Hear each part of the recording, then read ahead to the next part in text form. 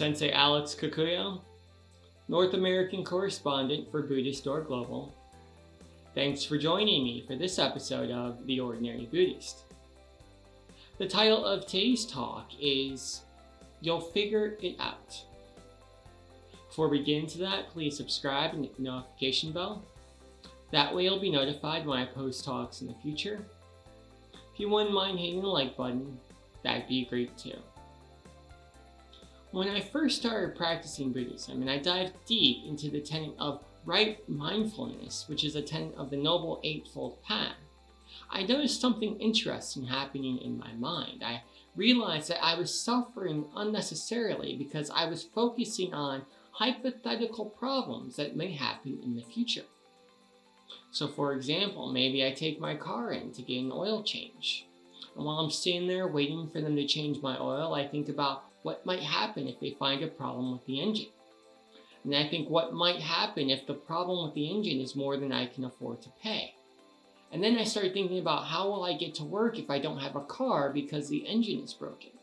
And then I start thinking about what happens if I lose my job because I can't get to work because my engine is broken. And on and on and on until I've worked myself up into a tizzy, not sure what to do. And of course, at the end of all this thinking and hand-wringing, they change my oil and there's no problem. I've just caused a lot of unnecessary suffering for myself.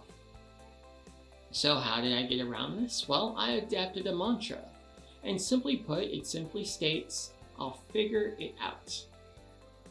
If I find a problem with the engine, I'll figure it out. If I can't get to work, I'll figure it out.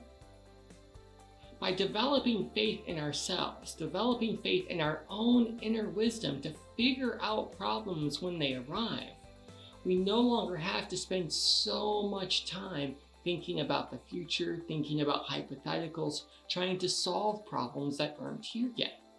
We simply trust ourselves, trust our inner Buddha that whatever comes our way, we'll figure it out. And when we do this, we end suffering not just for ourselves, but for all sentient beings.